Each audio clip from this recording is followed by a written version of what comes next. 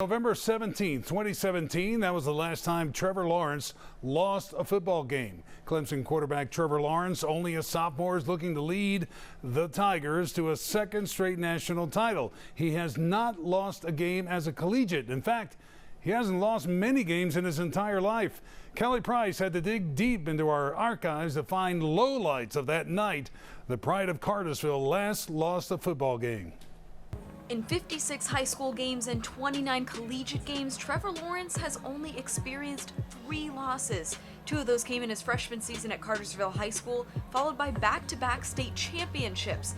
And the last coach at any level to beat Lawrence? This guy, Tim McFarlin at Blessed Trinity. We sat down to break down that film. You know, the game plan that night was to bring a lot of pressure. The problem with Trevor is when you force him out of the pocket, he still picks up positive yards. So he's not just a tall pocket passer. I mean, this guy's a good athlete, and he does some remarkable things once he has the ball in his hands. What about what you guys, deeper coverage-wise, worked against him? That's a great question. Here you can see him scrambling for 7 yards. What we did with our coverage was we made the decision. We said, okay, if we're going to blitz him, right, we want to put a shell over the top of it. So we were bailing in our coverage, and what that means is we immediately were going deep. We were going to give up any of the short throws that he would throw. So the combination of let's put a lot of pressure on him, keep the ball in front of you. If he does complete it, let's don't give up the home run ball, and it worked out for us. What stood out about him even then in high school? Well, the physical attributes, his height, and he was big and fast and elusive, and Trevor was much faster. When we got on the field, he was much faster than we even thought, and he was so good about, throwing on the run.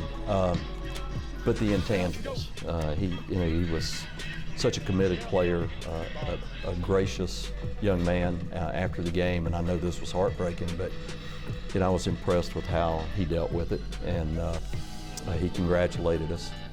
He's just a great leader. I know the people in Cartersville love him. And oddly enough, going into this week playing LSU, because he was such a great competitor and such a good person, we're all pulling for him, after all these years. That was a great win for us, but I would not want to play that game again. We were fortunate to come away that night. He loses this game and hasn't lost since. What does it feel like to be the only head coach that's ever successfully game planned against this guy? It's a good feeling. We catch ourselves hoping he wins all of his games, the rest of his career, because we like being the only ones. But it's all good. We have just such great respect for Cartersville and for Trevor and the program, the town. It's one of the best places we've ever played. It's a great environment, and we're so glad he's from Georgia. It makes us all proud to say, hey, that's one of us.